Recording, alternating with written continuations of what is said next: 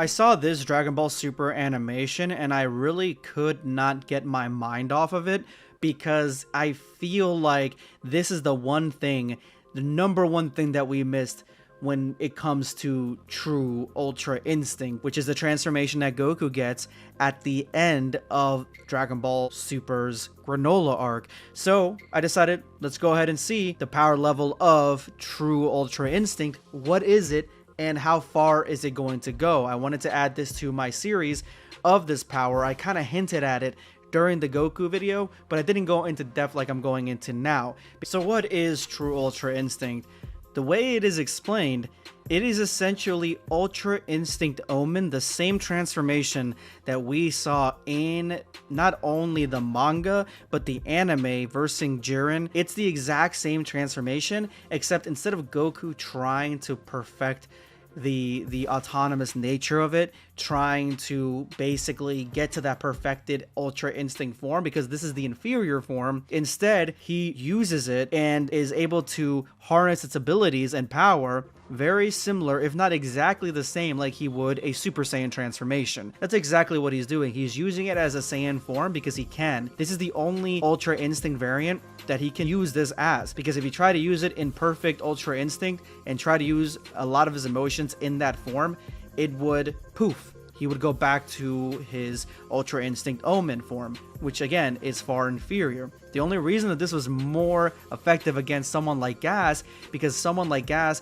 is battle hardened, he is a warrior, and Goku needed to have a warrior's mentality, and that's why they were trying to connect the story of him and Bardock, his father, who had the Saiyan instinct, trying to bring that Saiyan instinct back. So that's why Goku started using Ultra Instinct Omen in this way, because against someone like Gas, it was perfect.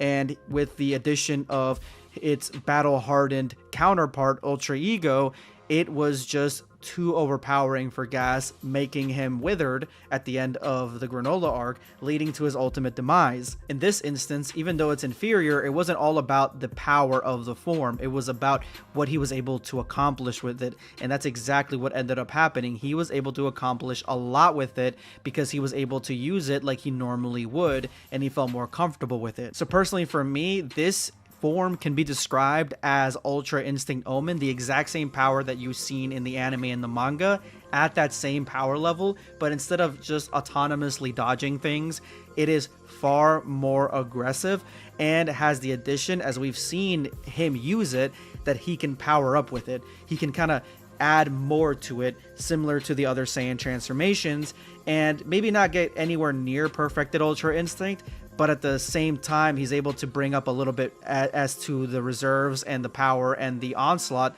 that he can bring, and make him a little bit more of a threat, making him more potent in battle. So it's a highly more aggressive, more potent version of Ultra Instinct Omen at the exact same power with added boosts. And I think the reason that they showed us this is because they are trying to tell us that Ultra Instinct Perfected is something that we're not going to see for a while. They were showing us that after the Moro arc, where we saw how OP this transformation actually is, giving us a Goku that was OP, they don't want to make Goku Saitama. So that's why in the Granola arc now, it's not working as well as it should, and they brought him back to Omen because they want him to go a different way. They want him to continue going in the trying to get more power way and trying to become stronger the normal Saiyan way, and he's using Omen in this way because I'm assuming Toyotarou didn't have the green light to create a whole new transformation, which brings me to the fact that I feel like Perfected Ultra Instinct is completely out the door now. And what we're going to be focusing on from here on out is this Ultra Instinct Omen variant,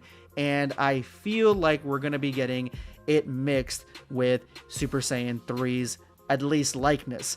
Just like I was saying, I couldn't get this out of my mind when I was watching it, and after I watched it, this animation, this fan animation of Goku in almost like a perfected Ultra Instinct but mixed with Saiyan, this seems to be Ultra Instinct Omen, or true Ultra Instinct in its final form, maybe Super Instinct, Super Saiyan mixed with Instinct, a white-haired Super Saiyan 3 variant. If this is the way we get Super Saiyan 3 back, that's the way I would want it. I feel like this is the best way to do it, to be honest with you, if we're going to be getting that form back in its likeness, because right now they're just kind of letting it wither and not really bringing it to the forefront, the Super Saiyan 3 transformation, and connecting it with a more amplified version of Goku making Ultra Instinct into Saiyan Instinct his own. this would be perfect for it. And I feel like this type of transformation, it would not be anywhere close to the power of perfected Ultra Instinct or the perfected version that Goku never was able to grasp, but it would be getting close, and it probably would have enough to continually power up into. And that's probably what they're going to switch us to in the near future, in my opinion. But let me know what you guys think in the comment section below. Subscribe for more content.